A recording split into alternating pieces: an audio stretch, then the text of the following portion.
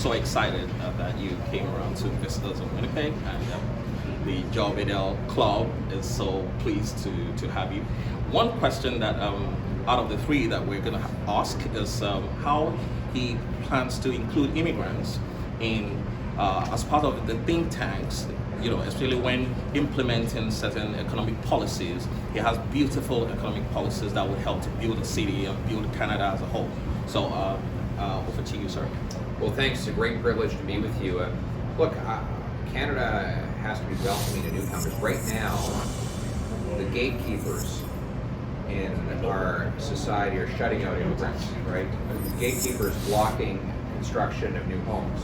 Well, if you're one of the 450,000 immigrants coming to this country this year, you need a home. You need a new home. They need to build more homes, but municipal government bureaucracy makes housing construction unaffordable. The permits, the delays, the development charges, the taxes drives up the cost. That's why we have the second worst housing bubble in the world. It's why Vancouver's housing is worse than Tokyo or Singapore or some other overcrowded place, which because government's standing in the way. So I'm going to remove the gatekeepers by saying to the big city mayors, I'm linking your federal infrastructure dollars to the number of houses that get built. That will incentivize the bureaucrats to get out of the way and approve fast, affordable building permits to build more houses. Every transit station the feds fund will have to have high-density housing approved around it. And finally, I'm going to sell off 15% of federal buildings to convert them into affordable housing for our people. And so that's going to be housing. Then secondly, I'm going to work with the provinces to get a new deal on fast and fair recognition of foreign credentials so that new immigrants can work in their professions. You can talk more about the details later. Yeah. Okay. So knowing the data, is crucial to the build of economy. How do you plan to bring up policies that would encourage innovation, that would encourage tech into improving different parts of the economy?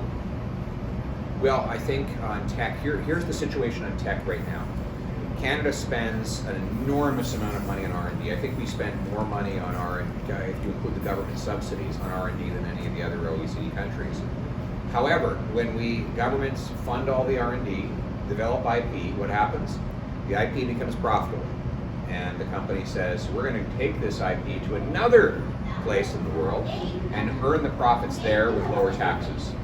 So then we as Canadians get all the costs of R&D and none of the benefits. Other countries buy up what we subsidize and use it for their own benefit.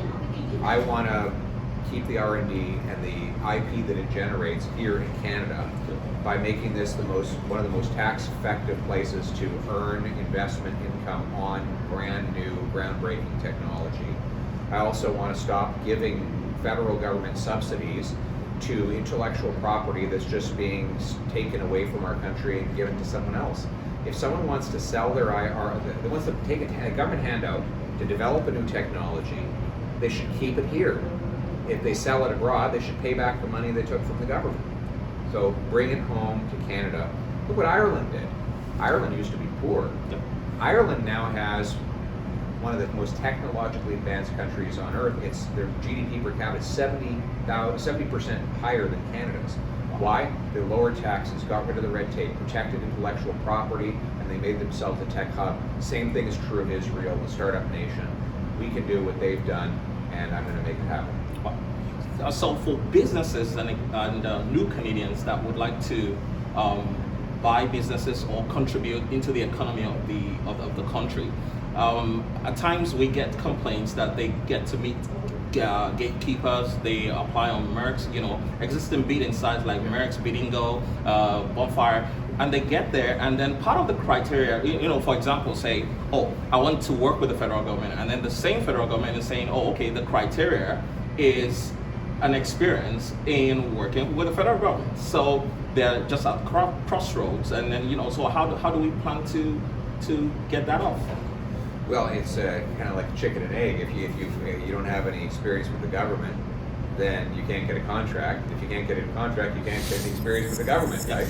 That's the gatekeeping phenomenon, right?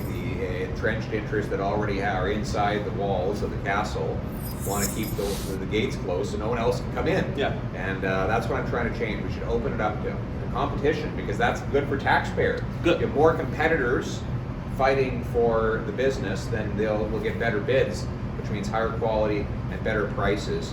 You know, the great Canadian entrepreneur Frank Stronach went over to Russia after the fall of the Soviet Union. And they said to him, well, you know, he built this great company, Magna.